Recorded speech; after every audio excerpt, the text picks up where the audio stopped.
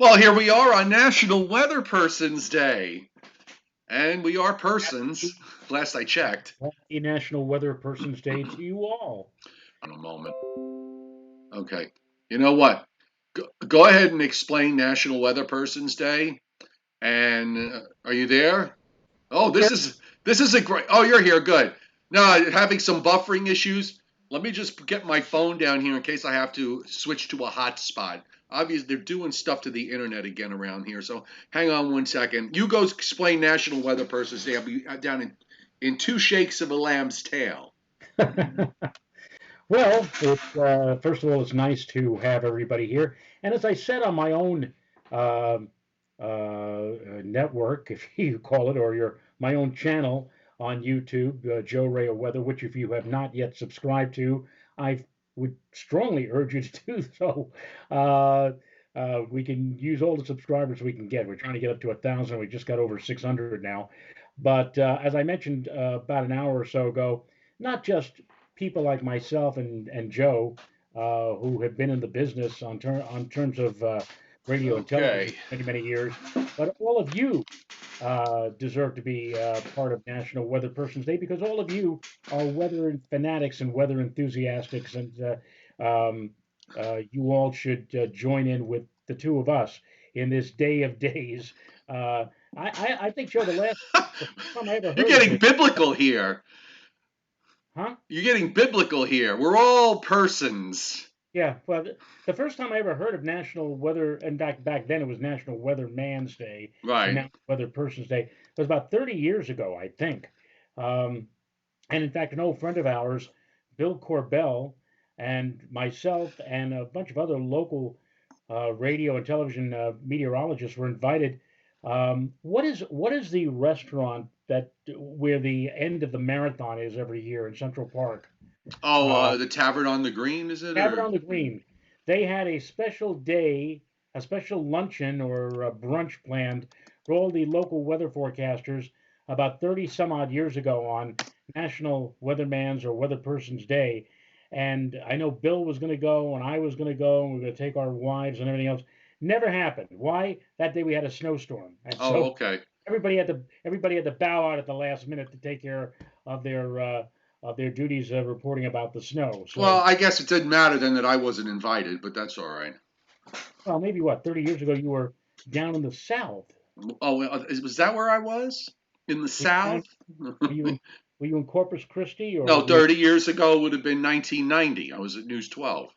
oh, so then it goes back even more. I think it goes back to like 40 years ago, maybe like Oh, okay. 35 years ago. It's been a long, it was a long, long time ago. Okay. Gotcha. Um, okay, I'm hearing strange noises here. Hang on one second. I'll be right back. Hold on. This is getting a good start today to the show. Oh, dear me. Ah, well, anyway, I My imagination. hope all of you out there are enjoying your, Oh, sorry your about that. day. I thought I left the door open. Okay, so we've got actually a lot going on. With even though for us it really is fairly minimal, but we do have. This is going to be a widespread winter storm for the interior Northeast, the way it's shaping up, and it is having impact from Texas all the way up into New England. So that's not too shabby. And we have a lot of watches, warnings, and advisories up. So I'm going to bring up that map. Uh, we've got we have winter weather advisories up here for much of eastern Pennsylvania to southern New England, including the Hudson Valley to just north of New York City. Widespread winter storm warnings from Texas on up through Oklahoma. You have also widespread winter weather advisories from Missouri northeast to southern Michigan and the northern Ohio Valley. That's for snow. The primary driver here for the winter weather advisories that's up for us, and Mr. Rayo can explain all this, is the fact that it's really about a short period of freezing rain that'll probably occur overnight into tomorrow morning. Yeah, yesterday I had said that. north of Interstate 287 in the lower Hudson Valley would probably be um, seeing some ice or sleet, although I really didn't think that there would be all that much to write home about. I thought most of this, in terms of really slick and slippery conditions, would be north of the 84 corridor. But nonetheless, the National Weather Service in New York or at Upton, Long Island, has issued a winter weather advisory which covers northern Westchester, Rockland, all of Orange County, Putnam County, and Albany takes over north of there for Sullivan, Ulster, and Dutchess. But I really don't think, Joe, that, for example, a friend of mine who works overnight between 10 o'clock in the evening and 6 in the morning want to know, should she take the train in or should she drive in to work? She was concerned about what it might be like when it's time for her to go home tomorrow morning. And she lived in Somers, and I said, I really don't think it's going to be all that bad. At 6 a.m. tomorrow morning, uh, there may still be some ice pellets mixed in with what will probably be mainly rain, but I think if anybody's going to hold on to the ice longest, it would probably be in the immediate area, maybe western sections of Orange County, and again points north of there. But I think the really serious slick and slippery weather will be north of 84. And if you're on the road tomorrow and it is doing a little bit of sleeting or icing, let's say mixing with that rain, en route to work tomorrow morning, just take it extra easy, take it extra slow. It's not going to be, we're not talking about an ice storm here, Right. and we're not even talking about a whole heck of a lot of frozen precipitation, maybe a few hundredths of an inch, but still maybe just enough, especially in those interior or northern sections like northwest New Jersey, where you have to be a little extra cautious on the roadways late tonight and tomorrow morning. Well, one of the things, one of the things I look for, you got to look for in a situation like this, being that precipitation is going to arrive not in the next 5 minutes, but it is going to arrive during the overnight hours. If this were going to be a serious event in terms of icing, I think you for one thing, you would see temperatures running a good 10 degrees colder than they are now. We're really borderline. I'm looking at temperatures in northern New Jersey right at 7 o'clock. I wish I could make these numbers bigger. It's my one criticism about this wonderful tool that the Weather Service has.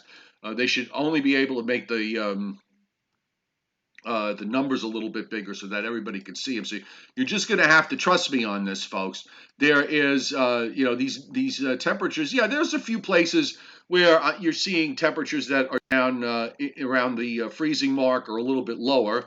Now, of course, you're not seeing any at all because they just came all off the map. I don't know what it is about 7 o'clock with this tool, but it seems like they take the data off. Let's see if I can. First, I lose the signal. Now I'm losing maps. Hang on one second. Let's try this again. Oh, brother. All right, Technology. here we go. It's the numbers are back up. But I'm just looking at where they have advisories. It's in the low 30s in northeastern Pennsylvania. There's Mount Pocono is 28. I mean, I have to go up someplace with elevation in order to find something in the 20s. Poughkeepsie is 30. Danbury is 32. White Plains 36. The coast, forget about it. It's upper 30s and low 40s. So we know that there's not going to be any issue there. And the advisories here are covering the inland areas, of course. I can actually put those on here. So let's see if I can add those. Sometimes putting the hazards and warnings on, it works. Sometimes it doesn't. Today it has worked. And you see there's a lot of coverage here where you have these winter weather advisories that are up. As I said, you go up into central Pennsylvania near Coffin Rock, 26. Jersey Shore, Pennsylvania, which is nowhere near, not even near the Jersey border. It's west of Williamsport, is 28. Williamsport is 28. Scranton's 34. Some neighboring areas north and west of there. Hot Bottom, north of Scranton, is 28. I mean, these are not really temperatures to write home about. If we were, I won't even say 10 degrees lower. If we were 5 degrees lower, I would be a little more concerned. Now you go upstate, Joe. You go up through the Catskills, and then you head up into Massachusetts, northern Connecticut. There you've got temperatures down in the middle to upper 20s. So I mean, even these places are going to wind up seeing some sleet and freezing rain, and then maybe some snow on the backside once the main low gets going here Thursday night into Friday morning. But you're right. I don't think there's going to be any huge problem. We've got flood watches, by the way, for the potential for heavy rain. That's up for much of Central and South Jersey, mostly south and east of the Turnpike, southeastern Pennsylvania down into Delaware, Virginia, and North Carolina. And in the areas down in southern Virginia, North Carolina, Joe, it's in the 40s right now with a northeast wind. They're going to get super warm sector tomorrow. And the Storm Prediction Center, I don't know if you noticed this today. They kind of push the general thunderstorm coverage a little further to the south now. On the new one, The one I saw about a couple hours ago. okay, well, the one for tomorrow, well, yeah, the general thunderstorm goes to southern New Jersey, but they did push that marginal risk up to southern Delaware, slight risk to southern Virginia, and they actually added an enhanced risk of severe weather for Georgia, down from the Florida Panhandle and Georgia northeastward to North Carolina. They are also ascribing a 5% risk of tornado inside the slight risk area, so that's pretty high, and a 30% risk of damaging winds. So you're talking about a fairly serious severe weather outbreak, and we don't want to forget that there's action going on tonight, and we have two working tornado watches at the moment in parts of southeast Louisiana. Actually, that part of the watch has now just recently been canceled, but it remains up for southern Mississippi. And then you have another watch that's up for Alabama, much of central and northern Alabama, and extending up into Tennessee. So busy severe weather night there on what appears to be a rather busy radar too. Yes, and it's kind of amazing to see this type of severe weather activity taking place in early February. I mean, maybe yeah, maybe late March or early April, but early February. And this is the time of the year, and we touched upon it. I posted this, in fact, on Facebook, on my Facebook page, that we're right smack in the throes now of the 2 week interval where at Central Park we see the greatest probability of a double digit snowstorm. There are 118 different dates since going back to 1869, where double digit snow has fallen at Central Park, and 40 of those 118 dates come during the time frame from February 3rd through February 17th, a bit more than a third of the total amount in this 2 week interval that we're into now. And as we've been discussing for the last several nights, there ain't no snow of any significance apparently that's going to be coming. Certainly no double digit type snow that's going to be falling. No, you In don't even get single digit flakes the way everything that's shaping up, at least for the I-95 corridor. By the way, there's a little bit of light rain moving through, a couple of little strands of rain in North Jersey right now to over me, but they're renegade well ahead of the main area of rain down in Virginia, North Carolina, and Tennessee. And then you see some heavier rains back in southern Illinois and Indiana on the northwest fringe of this is snow. It looks like the rain snow line is probably somewhere north of, I'm just eyeballing it off the radar. I'm thinking it's just north and west of St. Louis at the moment and running southwest from there. And then, Joe, moving further south, getting some pretty big thunderstorms along the Mississippi Gulf Coast, the Alabama Gulf Coast, and the westernmost part of the Florida Panhandle. All of that is moving on up toward the northeast. So it is going to get busier on the radar going forward. And I've got, I'm going to bring up a couple of forecast maps. First off, with respect to ice, I've been saying all along, Joe, that I really think as far as icing is concerned, that we're talking about, except for a couple of isolated spots, I guess where there's some elevation in northeast PA, northwest New Jersey, where somebody could wind up with maybe as much as 2/10 of an inch. I think for most places, the icing is going to be on the order of a tenth of an inch or less. And Yes, that includes areas up into New England. I agree. I agree absolutely. Less than a tenth of an inch in many places, maybe only a few hundredths of an inch if you want to measure it along those lines. But you know what? Uh, the ground is so very warm after the last few days, and temperatures even now are, if I want to be, very courteous here, marginally cold, if Yeah. you call it that. I really don't see. I mean, I've seen cases where we've had very cold weather for several days, and ice comes before snow. I once had a situation, the worst absolutely one of the worst periods I've ever driven. It was like 4 o'clock in the morning. I'm heading out to work. That's when I was working on morning drive radio. Looked at my driveway and it was glistening. Hmm. And it was a very, very light drizzle. It was freezing drizzle. I said, "Oh, no big deal," or whatever. It was a big deal. My goodness, I must have slipped and skidded like 4 or 5 different times on the way. Well, some of the most harrowing experience on the Northern State Parkway, doing almost like a figure eight. The car literally out of control. Even in cases when it's very, very light frozen precipitation, it can be very, very dangerous. And it's going to be light freezing precipitation in this case, but the ground, I think, really is not cold enough to support and cause that kind of havoc tomorrow morning or even later tonight. But I do think that around midnight tonight we'll start seeing, and maybe on your window you'll be hearing pellets of ice and sleet falling as the initial shot of frozen precipitation moves in. And then it goes over to rain. Yeah, this is when it comes to freezing rain. Everybody brings up the warm ground when it comes to snow, and the reality is, intensity trumps everything. So I don't care how warm the ground is when it comes to snow. If you're getting snow of at least at the rate of an inch an hour, you're going to overcome whatever warm, quote unquote, warm ground you have within 15 or 20 minutes, and then it isn't a factor at all.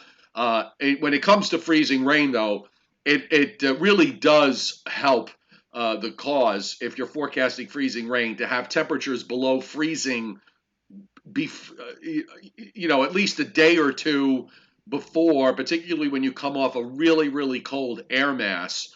That is that would be a whole lot more effective in creating ice accretion than a situation like this where you're barely at the freezing mark or barely below the freezing mark in the coldest spots, and there just really isn't enough time for the ground for the surfaces to get cold enough to cause huge issues. But not to understate it too much, that's all fine and dandy. You hit a slick spot, you're going to fly.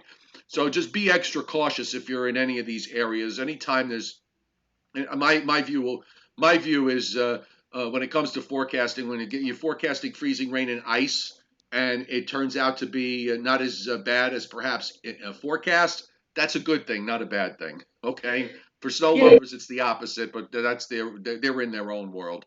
and I think the National Weather Service it basically is what I would call their forecast with a winter weather advisory all the way down to, let's say, 287. That's kind of a CYA type forecast. Yeah, yeah, I agree.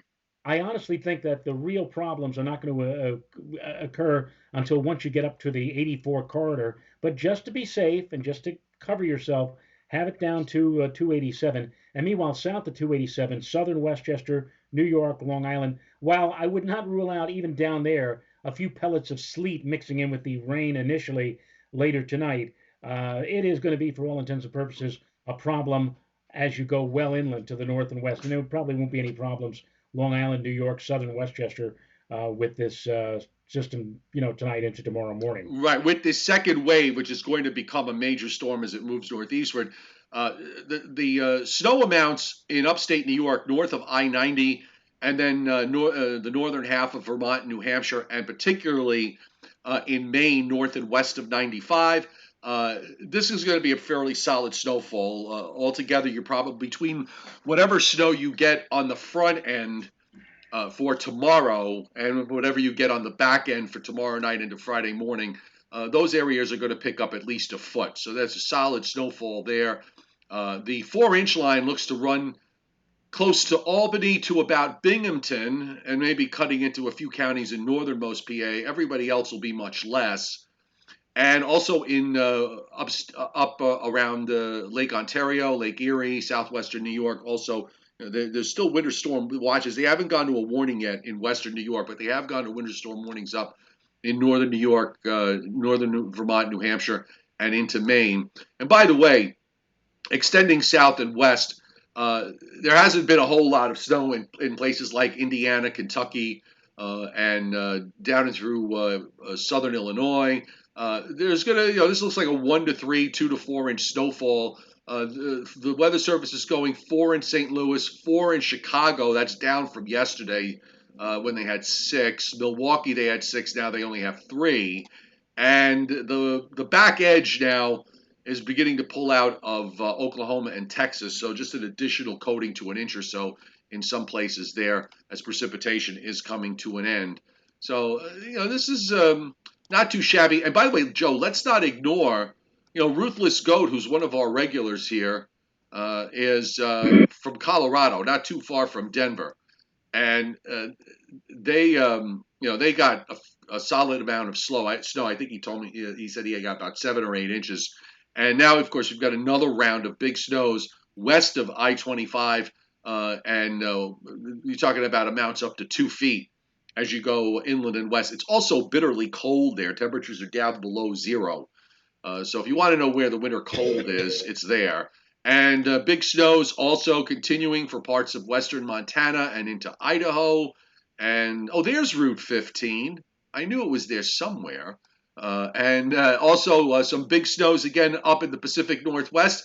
I have a 158-inch print, Joe, southeast of Olympia, Washington, and a 90-inch print on the map northeast of Seattle. But in Seattle itself, not a flake, not an ice pellet, nothing. Just rain there. Well, what is that? That's the Cascades, right? Yeah, Uh, yeah, the Cascades. I mean The they thing about being a snow lover in Seattle is that, yeah, 99 times out of 100 you get rain there. But you know what? If you want snow, you really don't have to go very far. You can just jump in your car and absolutely. go west into the mountains and then drive up elevation, a little bit of elevation, and you'll go from a dusting to a foot. Within about 1,000 feet or so, so it's not like you can't find it anywhere close. True. We've been having trouble for snow lovers here finding it anywhere close. Yeah, I mean, even the people who live, let's say, up in the Catskills, they haven't had all that much, and they're pretty well elevated. Hmm. And you It, know what? I can remember too. I can remember years ago driving through that part of upstate New York in the middle of winter, and there was no snow cover at all. So this goes to back to the argument about um, winters like this were far more common when you and I were younger than they have been in the last 20 years. absolutely, absolutely. The people, the young folks who are here, Generation X, I guess they call them now. Are They they X or are they Z? I don't know. Who All I knows? know is that they complain when, like, out of 10 years you get a couple of clinkers like this. And if you want to complain, you know, go back to the 70s, the 80s, the 90s when Joe and I when we were big snow fans, and all we had to do was just we'd have one year after another year after another year of disappointment. It was just exactly the opposite. We had the decade of the 70s. The only 2 years we had to enjoy, quote unquote, was 78 and 79. Those were the two. The 78 was, of course, the year of the two big storms, the January 20th storm and then the blizzard of 78. 79, we had the President's Day storm. But all the other years in that decade of the 70s, really, Right. just disappointment. It, it was, I remember one storm in 72 that looked like it was going to give us a lot of snow, even in the New York area. We were living in the Bronx, and that came apart. I mean, we got like 4 inches of slush, and then it changed over to rain. It was terrible. And now, they're complaining about the fact that this is not a big year for snow. I mean, you folks have had more than your fair share over the last 8 or 10 years. Let me tell you. Let's also not with this storm coming up, Joe. Let's not neglect the rain factor with all of this because, I mean, it looks like solid area of 2 to 3 inch rains from Alabama northeast over into up to southern New England, and also a solid band of 3 inch rains. I should have actually extended this further south because there's some 4 inch prints down in parts of southern Alabama. Obviously, the areas from Virginia, from southern Virginia southward, a lot of that's going to be convectively driven by thunderstorms and the threat for severe weather tomorrow. I really think, again, just to go back to the severe weather issue, I really think that the severe weather issue tomorrow for the southern mid Atlantic and the southeast could be a pretty serious one with this weather system the way it's developing. Yeah, well, no question about that because as we were pointing out over the last few days, for the Storm Prediction Center to actually issue, or not issue, but actually zone out in the southeastern states an area of potential severe weather on day 5. I mean, that tells you that they're thinking in the back of their minds is this could be pretty nasty, and they just follow through ever since. So yeah, we're probably going to be seeing a lot of severe activity, thunderstorms and tornadoes and funnel clouds and whatever uh, during the day tomorrow into tomorrow night down across the southeast and including parts of the Florida Peninsula as well.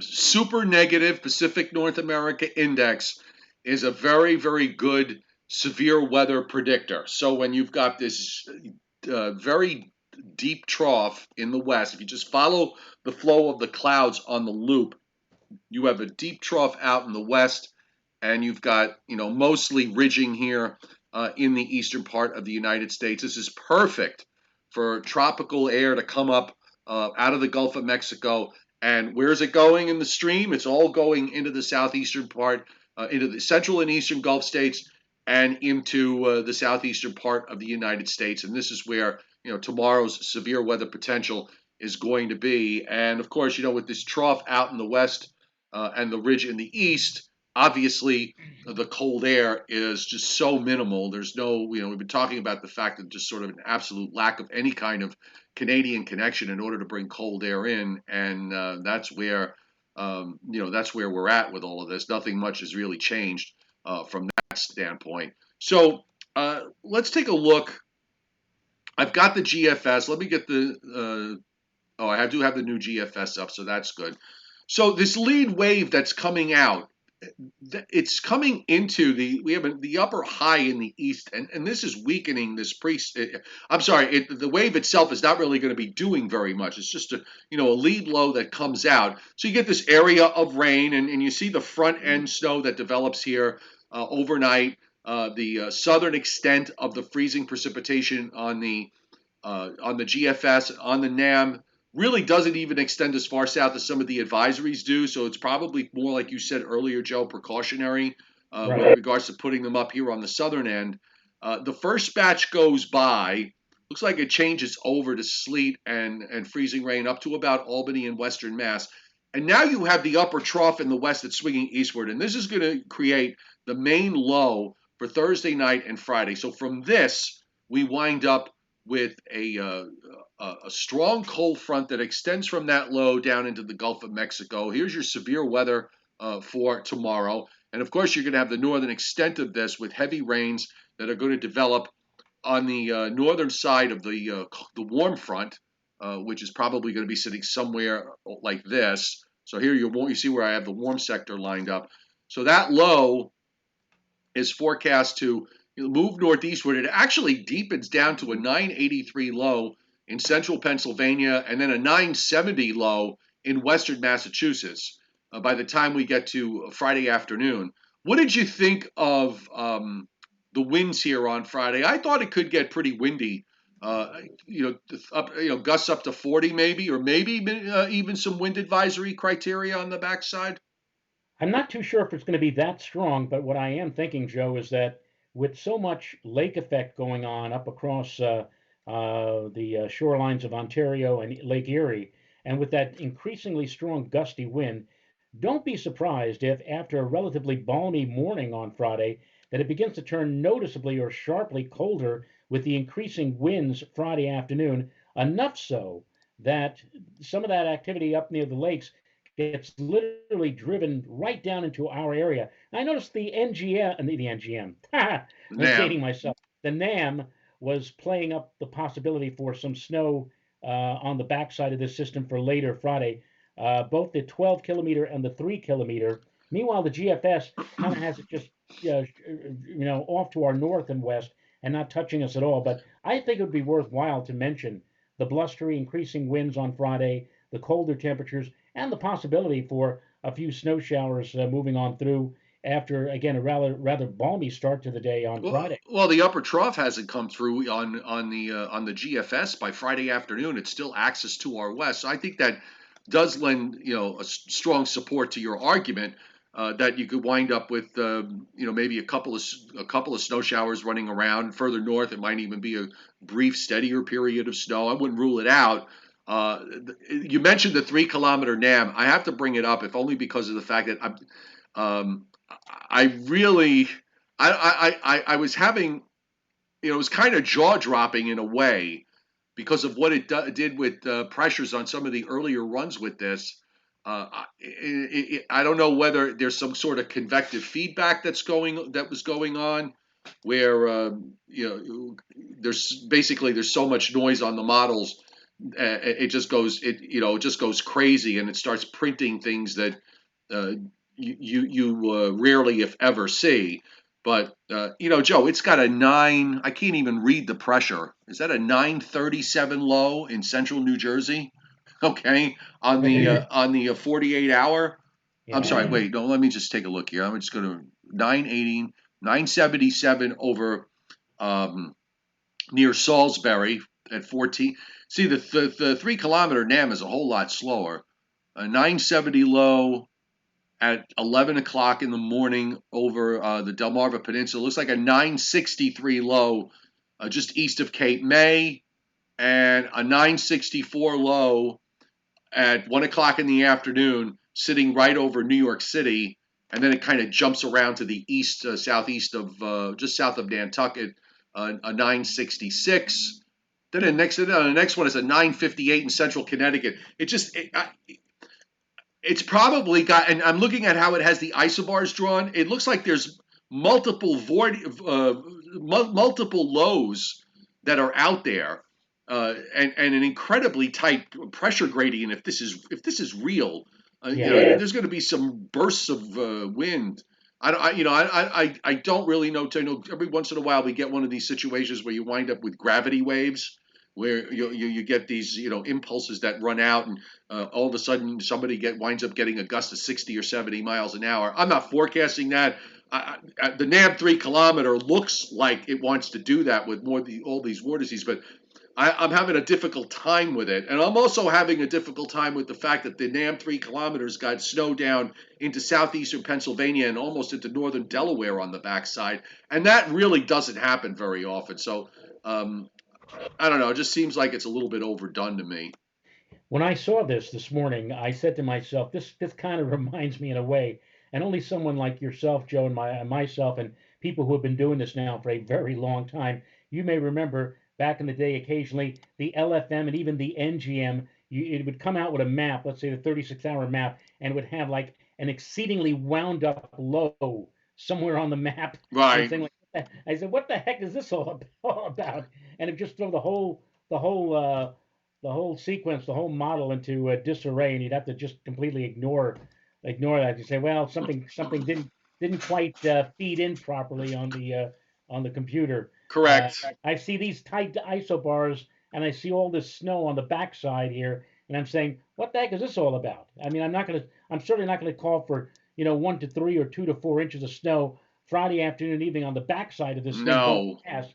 But I could see again, based upon what the GFS did, I could see, I think it's possible that we could see gusty winds later in the day on Friday, and maybe some of that activity up in the uh, the snow belt area, the Great Lakes. Some of that activity, 1 or 2 of those snow showers, could come literally pushed on down by that gusty wind into portions of the New York City metropolitan area. Not calling for snow squalls, mind you, just calling for snow showers or flurries or something later in the day. It's going to be one of those kind of days, I think, where you leave for work. Oh, gee, it's balmy out here. It's mild, almost like springtime. You come home later in the day. What the heck happened? I mean, is it the wind and the cold? And I even saw some snowflakes in the air. That kind of thing. That kind of Right. day. Friday.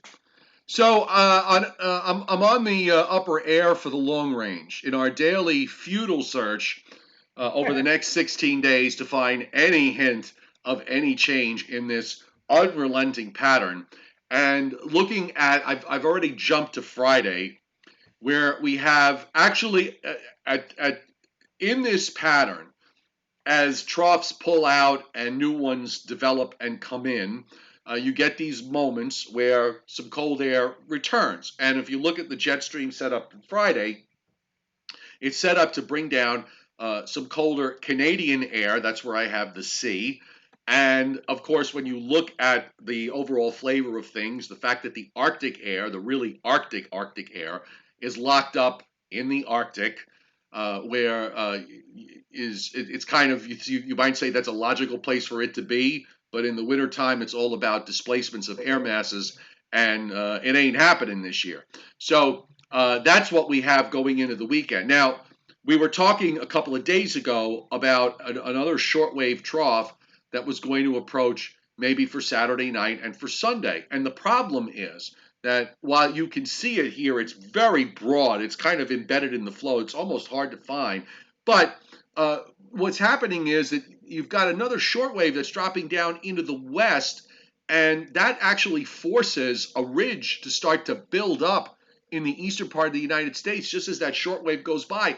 It's all but gone. So there's nothing in terms from what went from on some model runs, not that we even considered it for a moment, of an overdeveloped low and a solid snowfall. If you think back a few days ago, and some of you might have seen the European snowfall forecast maps for Sunday morning, putting a narrow stripe of a foot plus snow from northeast Pennsylvania across northern New Jersey, New York City, and Long Island. And of course, it's not going to happen. But the thing is, with the troughs that keep wanting to drop in the west, that pumps up the ridge part in the east. You wind up with any weather systems that come into that, they fall apart. And as we move into next week, guess what? A week from today, we have a not quite a similar setup, but once again, deep trough in the west, big upper high sitting over southern Florida, the Bahamas, and Cuba, ridging along the east coast, and all the cold air is just kind of pinned up in Canada and points northward. So, I mean, I just I don't see anything other than maybe I wouldn't say a carbon copy, but sort of a copycat performance of what we have, what's going on now. And then, looking around, Joe, going into, I'm already up to February 18th on the long range. You've got a big upper high sitting over the Bahamas. God, it just doesn't stop. I mean, you know, at the end, as usual, you look out from day 13 to 16. It looks like it's trying to get a bit more favorable, but who cares? I mean, really, how many times do you have to look at the same thing? It's so clear at this point that unless we get something that opens up in a window of opportunity, a very short window, uh, I wonder. I know it's only February the 5th. I get that. Um, and there's 24 days left in the month. I'm really wondering, are we going to wind up going the whole month of February without seeing any accumulating snow in the I-95 corridor? I think it's possible. Well, it seems that way. Well, we mentioned that on Super Bowl Sunday, there actually was a few snowflakes noted at the Central Park Yes, Conservatory. they got a trace. They did get a trace. They get a Whether or not trace. whether or not they can build on that between now and the end of the month, as you just said, is highly questionable. Maybe there'll be a couple of snowflakes tomorrow. Excuse me, later tonight. Not necessarily just pellets of sleet and ice. Maybe somebody will note a wet flake or two in the air and say, "Okay, it's a trace for Yes. for tonight." Well, But in terms of a significant snowfall, or at least an inch or more, you're right. I don't see anything like that in the foreseeable next few days, and Ruth. maybe next 15 days. Yep. Ruthless Goats on.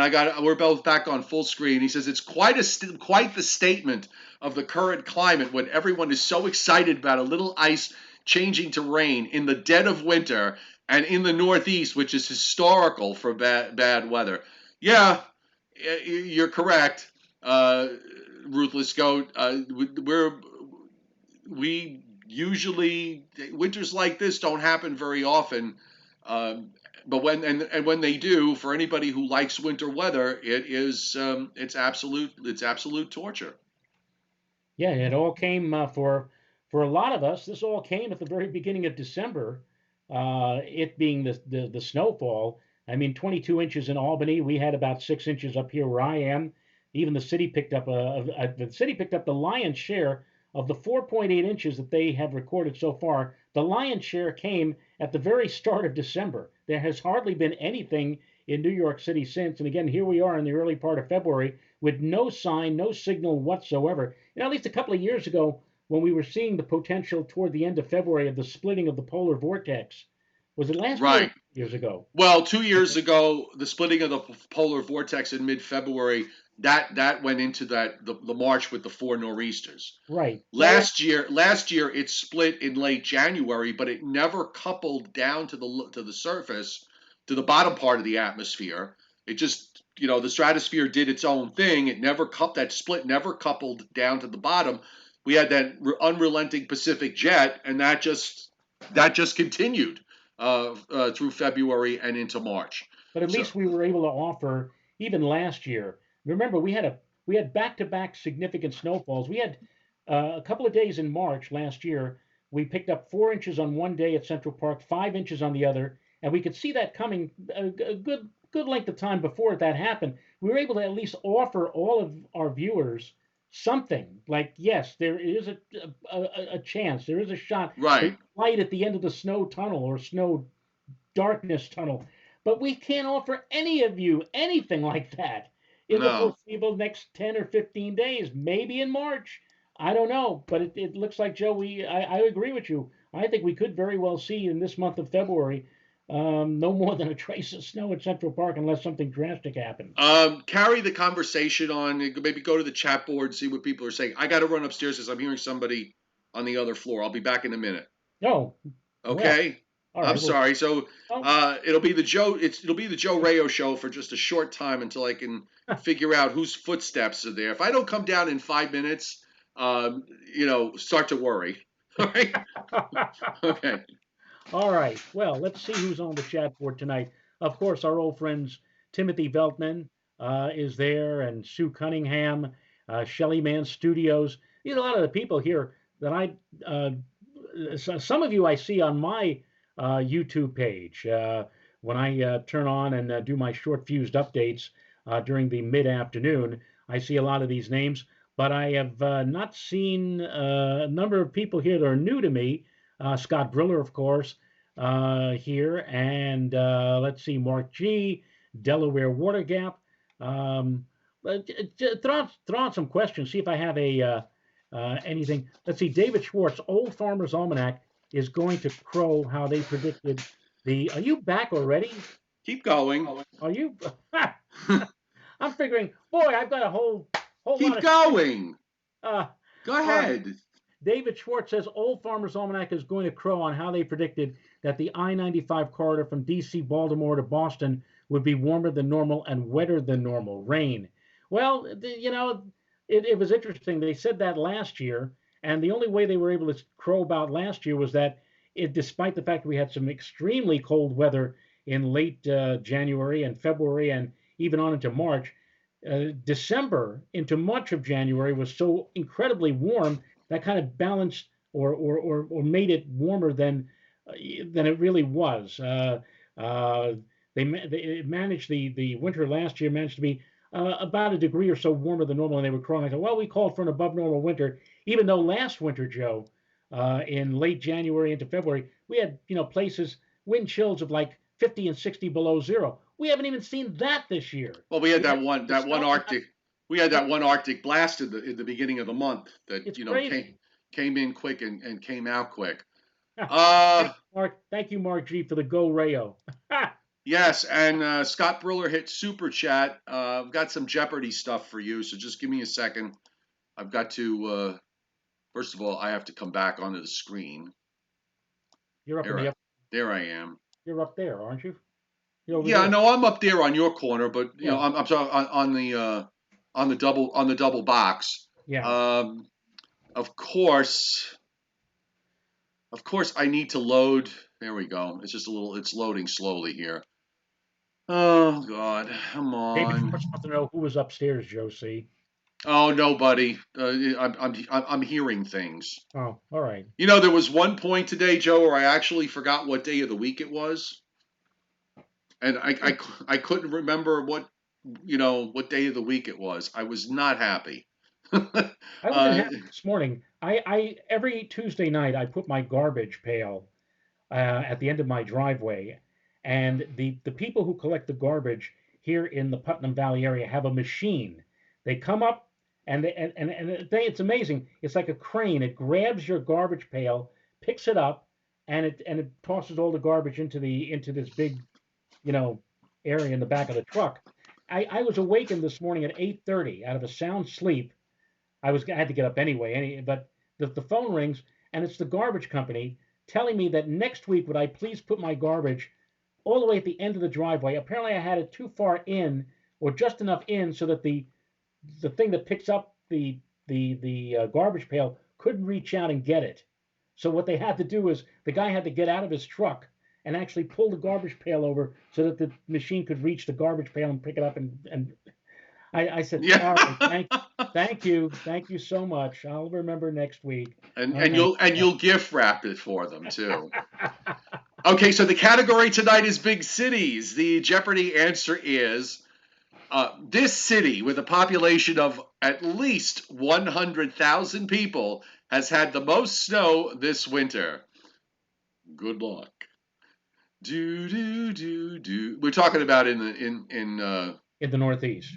yeah, in general, yes. Do Yes. do do do do do do do do do do do do do do do Do- do boom boom. Okay, so this city with a population of at least 100,000 people has had the most snow this winter.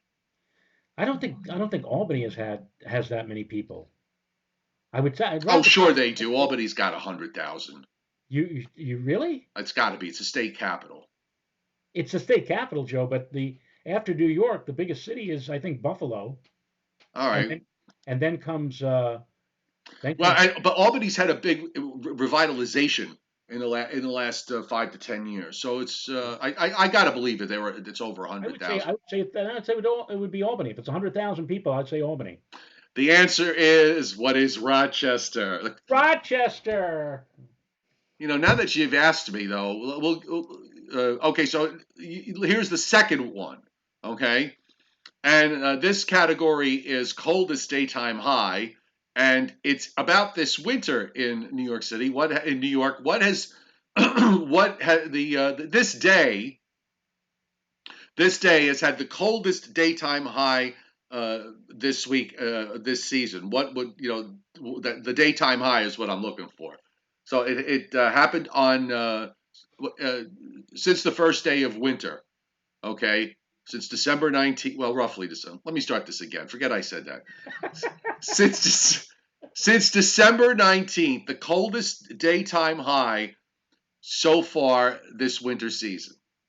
Well, December 18th, I think, was the day when we had that epic snow squall that came Right. through and drove temperatures downward. So if I'm trying to remember now, and it hasn't been overly cold this year. I'll say 24, Oh God, that was, you know what? It's so close that I will give it to you. Okay, 25 on 25. December 19th. So the Right, next day after the snow squalls came through, right, because that was with the upper trough and the Arctic air. So right, 25. What right, Arctic air there was. So right. two Briller Jeopardy questions. The first one you didn't do so well on. You got it. At least you got a city on the I-95 car on the I-90 on I-90. Right. Albany, Syracuse, Rochester, Buffalo. So you should Right. have gone for the third one. Let me just put population. Of course, if Timothy Veltman is on tonight, he'll tell you how many people population is up in how many people are in Albany. Of Albany, New York. Also, Yonkers. Yonkers is a big city. Oh, you know what? The 2017 population of Albany, 90 98,000. The 2017 Yeah. 98,251. Okay. So it actually technically is under 100,000. Syracuse is 144,289. And Yonkers? Yonkers, listen, Yonkers has their own city income tax, don't they? They do. They took it out of my Yonkers, paycheck for 21 years. they what? They took that out of my paycheck pocket for 21 years. 202,019 in Yonkers. right? Yeah, but you don't live. You're not a resident of the state of Yonkers, so don't you have to pay? Don't you I get that back? but when I worked at News 12, they were based in Yonkers, and so there was a certain little percentage that was of the Yonkers budget or whatever, the Yonkers tax that was taken. The amount it didn't no Right. big deal, but But you got it back though when you filed your return, didn't you? well, I mean, I go to my CPA. He does all Yeah, this because stuff. like if you work in New York City, and when you work in New York City and you live outside of New York City, you don't have to pay New York City income tax. The interesting thing about Yonkers was every year, and I do mean every year, they were always running out of money. There was always going to be a deficit, and they were talking about laying off school teachers and all the thing. And what they always used to do is they always used to make the comparison between Yonkers and Syracuse. And they said, Right. why does Syracuse get all of this stuff and we always get left behind? We don't get, our fair share. It was always the Syracuse versus Yonkers uh, thing. So, Thing. I uh, get you. Izzy D hit super chat. Thanks very much. So that's two tonight, and that's great. By the way, thanks for all of you. 33 people hit the like button, which is really good, and got 156 viewers on. William Uber, you went bowling last night. I hope your knee held up, because I know you were saying you weren't feeling well with your knee yesterday. And yes, Joe so Mayano just confirming what I said about Albany there, 97,279. If the governor would leave, it's 97,278. yeah. Well, it's kind of like it's kind of like we talk about Minneapolis and St. Paul as the twin cities. We have what? We have Albany, we have Troy, and Schenectady. Right. So it's like Troy and like the right. Tri-City area, right? Utica. Utica. Utica. That's where who lives in Utica? Uncle Leo from the Honeymooners. Yes, exactly. Well, there's Utica Avenue, one of the last stops on the number 5 train. Right. When it goes to Brooklyn, sometimes it goes on certain times of the day. It does. It shows you how much useful information I can retain and I spew back while I couldn't even remember what day of the week it was. For some reason, for a brief time, I thought it was Tuesday today. Ah, well, Right? I'm glad it's not Tuesday. I'm glad it's Wednesday, and tomorrow we'll make it Thursday. We're coming to the end of another week. Yes, Yes. we are. For Yes. Cinderpedia, 2 years ago, we had snow all 4 weekends in March. And then that was the year of the four nor'easters of the apocalypse, or the four Easters, as they Right. as they uh, as they came to be known. We had the four. Um, We had the four nor'easters, and then in May we had what? The three tornado outbreaks. We had tornado yes. outbreaks in May. That was hmm crazy. That was a crazy spring. De- Mid spring. yeah, no, what Delaware weather guy is doing a little bit of his own model analysis on his YouTube channel. So when you're done with us, be sure to go take a look at his. And always good to subscribe to another YouTube channel that has weather on it. I like to see folks that where weather, when weather is deep into their souls, that they go out there and give it a good solid try in terms of figuring out what is or is not going to happen. Hey, Alaska Railroad is on tonight, Joe, on the chat board. Alaska Railroad, are you Alaska Railroad? I may have asked you this once before a while ago, but I haven't seen you in a bit. Are you actually from Alaska, or that's you've got that name for meaning to mean something else? I would just be very curious. We still have our view in Wainwright, Alaska, right? Alfred Phillips, I haven't seen him in a while with the Arctic, with all the Arctic air locked up out there. I hope he hasn't frozen in place. I might also point out, Joe, two people who are not on the chat board tonight, but at least one of the two says that he watches us periodically from place to place and time to time. An old friend of yours and mine, Chris Semino. Oh, And hi, Chris. I traded, I don't know if he's on right now, but I did trade a message with him earlier today. And I said, what we ought to do? Chris has a weather show as well, which he does with John Marshall. Some of you may remember John on both Channel 4 and now occasionally on Channel 2. And I said, we ought to get together. We ought to have like a foursome on We one could of do these the nights. we. I think I can do a four. I think you could set up a 4 box on Skype. So if we can, yeah, let's do it. You know, have their people call our people. Uh, We um, can arrange something. oh, so Alaska Railroad lives in Whittier, Alaska. How since all the cold air has been up there since the beginning of January, uh, how cold has it been for you? Because it started out, at least going into the winter, that was pretty warm up in Alaska. The first snows of the season had come very late in some places, including Fairbanks, as I remember. Um, uh, I'm just kind of curious. Reaver, what is a gravity wave? I think Timothy Veltman kind of put the best definition of what a gravity wave is. It's kind of like you're throwing a rock. He describes as throwing a rock into a pond, and you get these ripples that migrate out. That's kind of how you have something like that in the atmosphere happening, and it creates. You get all these sort of like mini, what looks like mini lows inside a broader low, and you could wind up getting these bursts of very strong winds and heavy rain, but particularly with the wind. That's kind of, if you look at the 3 kilometer nav, it's sort of that's what it sort of looks like. It's not one low with just count very smooth isobars around it, but it looks a lot. It's a lot messier, and I just didn't want to get too technical at this point. You talk about how cold it is in Alaska now, Joe. I'm looking here on the NOAA State of the Climate site, and they said that the warmest year on record occurred in 2019 for Alaska, statewide, well above well, not well above, but the average. Well, I'm looking here. The average contiguous U.S. temperature was zero point 0.7 degrees Fahrenheit above the 20th century average.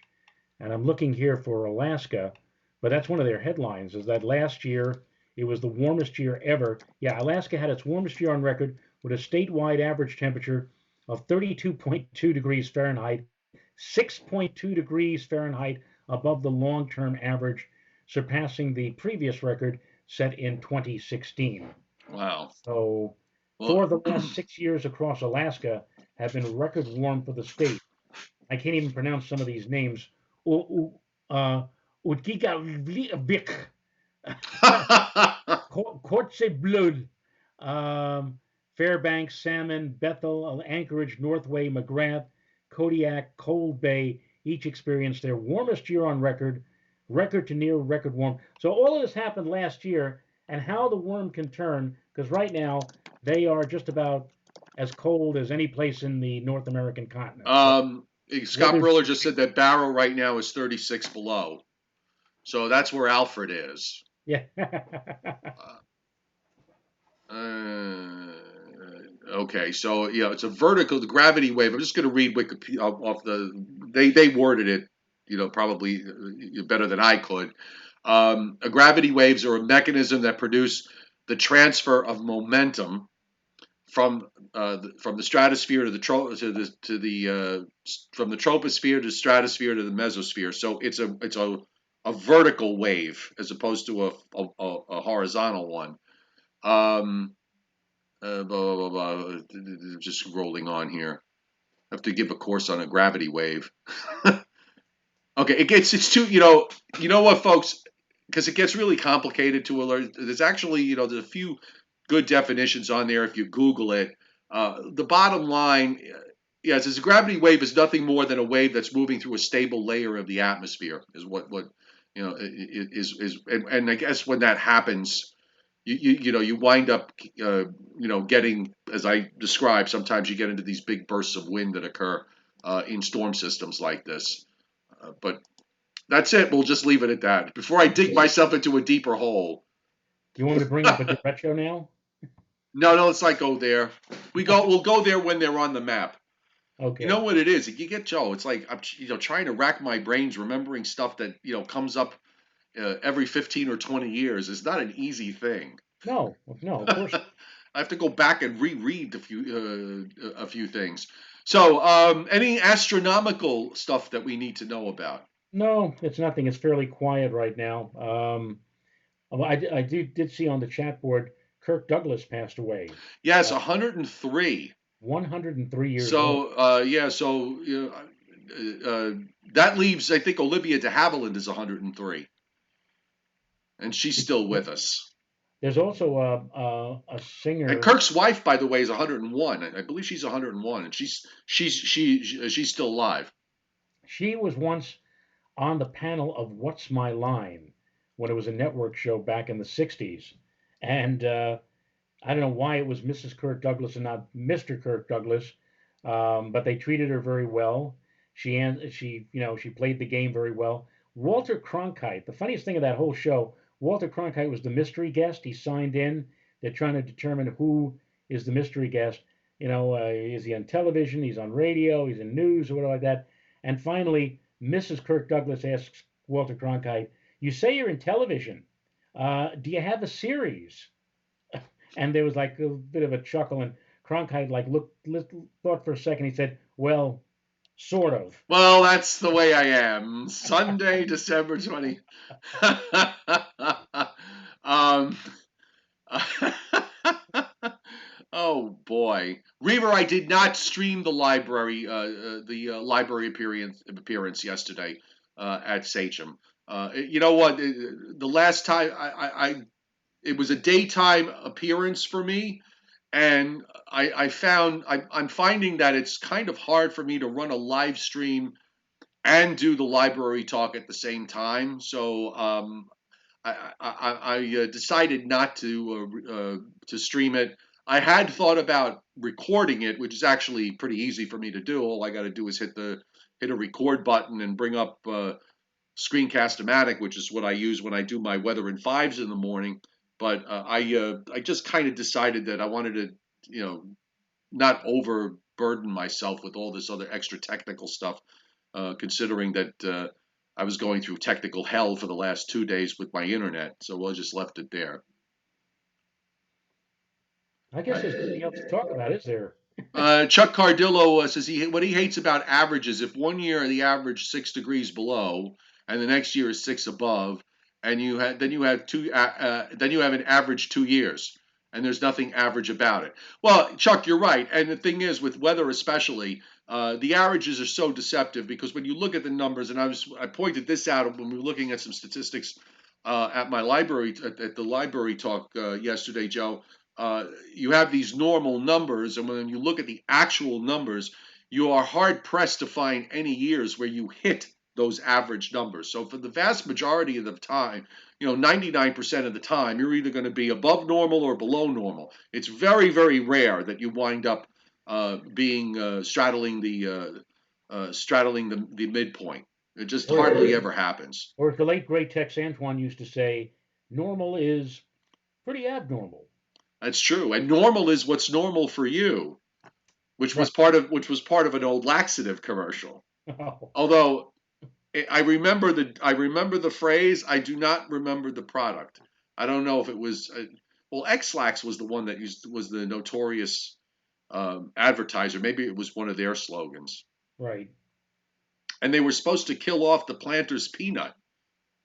But there was for the Super Bowl Sunday, they had a commercial. One of the commercials was where the planter's peanut gives up his life to save two other people that lives, and they were going to kill him off completely. And there was such an uproar for the 2 weeks before when word got out that they were going to do this that they decided not to kill him off. I So saw I, I saw in two commercials a famous commercial icon like Mr. Clean. yes. Mr. Clean appearing at a funeral, all dressed in white.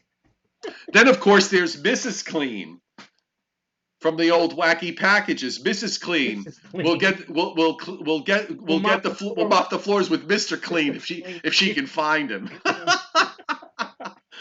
Javon Perry, thank you for hitting super chat on this National Weather Person's Day. Really appreciate it. Thank you so much.